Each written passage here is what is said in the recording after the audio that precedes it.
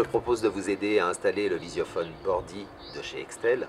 Alors, c'est vraiment un modèle très particulier et unique, puisqu'en fait, il est vraiment adapté à la vie familiale. C'est un kit équipé d'un moniteur à revêtement miroir avec lequel je pourrais commander une gâche électrique et un automatisme de portail.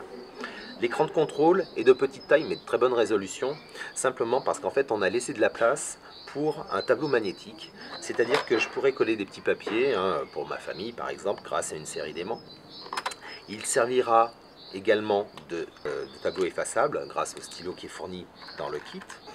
Et puis surtout, je vais retrouver l'horloge et la date dans un coin de l'écran. J'aurai également une platine de rue en saillie, donc très facile à installer, extrêmement fine. L'objectif est orientable et puis j'ai également des LED infrarouges afin de pouvoir identifier le visiteur la nuit. On va retrouver une alimentation qui est livrée avec le kit, mais en fait je ne vais pas m'en servir pour cette vidéo car j'ai choisi d'installer l'option modulo qui est la même alimentation mais que je vais pouvoir installer en fait dans mon tableau électrique. Le kit est vraiment très simple à installer puisqu'en fait j'ai besoin que de 2 fils entre la platine de rue et le moniteur. Ce kit, je vous rappelle, est garanti 3 ans.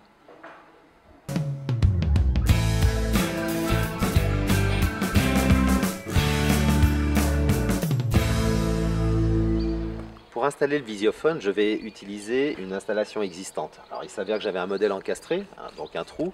Je vais déjà préparer ma surface. Alors pour ça, j'ai plusieurs méthodes. Soit je vais reboucher, je repeins le pilier, soit je vais simplement combler avec une plaque métallique.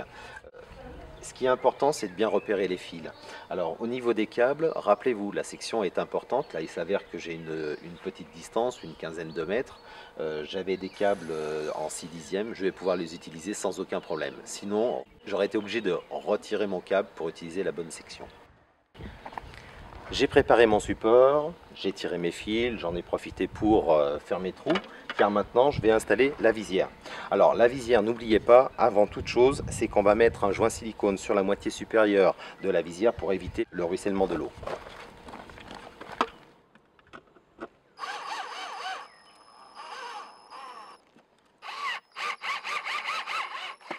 Maintenant, je vais connecter la platine de rue, donc je vais choisir 2 fils parmi mon câble. Alors ne doublez jamais 2 fils de faible section pour l'augmenter, parce qu'en fait là vous allez modifier l'impédance et vous risquez d'avoir des dysfonctionnements. Donc là je vais simplement choisir 2 et brancher ça sur ma platine de rue. Respectez bien le branchement, borne 1 sur borne 1 du moniteur, borne 2 sur borne 2 du moniteur, 3-4 servent pour la gâche, il n'y a pas de polarité, je vous le rappelle. 5-6, c'est un contact sec pour commander un automatisme de portail, pas de polarité non plus. Avant de remonter ma platine, je vais surtout régler l'objectif afin d'avoir un meilleur angle. Maintenant, je peux fixer la façade.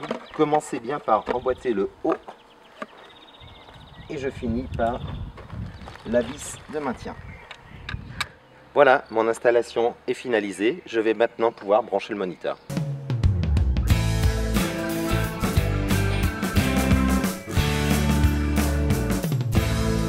Installation du moniteur. Comme je suis sur une installation existante, je vais déjà commencer par présenter mon moniteur afin de savoir où je vais positionner l'étrier pour cacher un maximum de trous.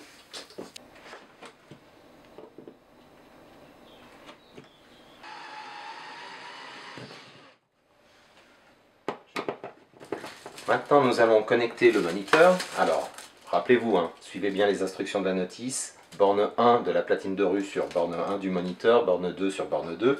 Faites très attention à vos fils, surtout comme dans mon cas, vous avez un boîtier de dérivation quelque part, repérez bien les couleurs. L'alimentation, je vous ai dit que j'allais utiliser l'option modulo, mais j'ai quand même besoin du cordon du bloc qui est livré avec. Donc je vais simplement évaluer la distance de câble dont j'ai besoin, et puis couper purement et simplement le cordon.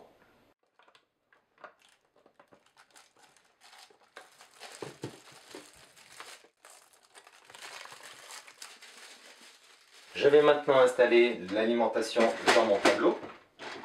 Alors je lui trouve un emplacement bien protégé par un différentiel. Modulo, faites très attention.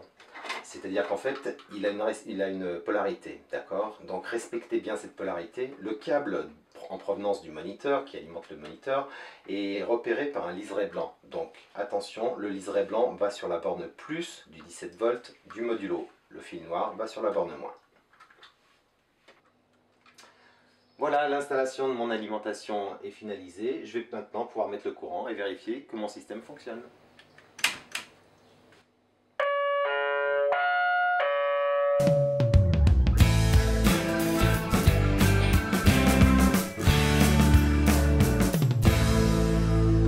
Réglage de la sonnerie. Alors je commence par éclairer mon moniteur. Et sur le côté gauche du moniteur, j'ai un petit bouton qui va me permettre de sélectionner la mélodie que je veux entendre lorsqu'un visiteur arrive.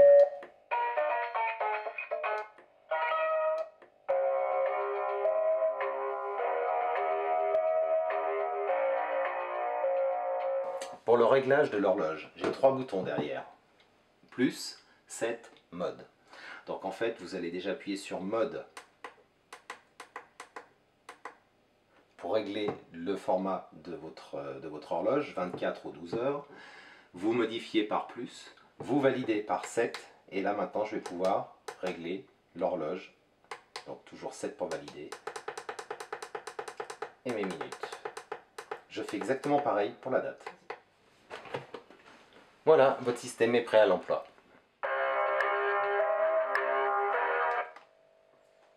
Bon, la vidéo fonctionne, le son aussi? Oui, ça marche, je vais ouvrir le portail. Ouais.